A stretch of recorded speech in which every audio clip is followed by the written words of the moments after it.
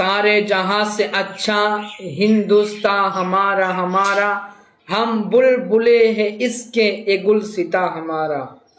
আমরা সবাই অবগত, আমরা সবাই জানি আজকে 26শে জানুয়ারি অর্থাৎ রিপাবলিক ডে। আজকের দিনে এই হিন্দুস্তানের জন্য অনেক ওলামা ইকরামগণ শহীদ হয়ে গেছে। আজকের দিনে এই হিন্দুস্তানকে রক্ষা করার জন্য অনেক অনেক মাওলানা, অনেক অনেক আল্লাহর বুজুর্গ ব্যক্তি তারা শহীদ হয়ে গেছেন। আর আমরা হিন্দুস্তান নিয়ে, আমরা হিন্দুস্তানি এর জন্য আমরা গর্ব করব। কেন এই হিন্দুস্তানে শুধু আমরা আসিনি, এই হিন্দুস্তানে হযরত আদম আলাইহিস সালাতু সালাম এসেছে। এই হিন্দুস্তানকে নিয়ে আমরা আরো গর্ব করব। এই হিন্দুস্তানে শুধু আদম এসে, আদম শুধু আসেনি, এই হিন্দুস্তানে হযরত আদম আলাইহিস সালাতু সালাম আসার পর প্রথম সেজদা করেছেন।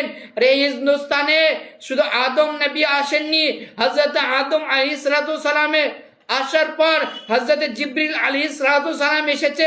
তার জন্য আমরা হিন্দুস্তানকে নিয়ে এত গর্ব করি।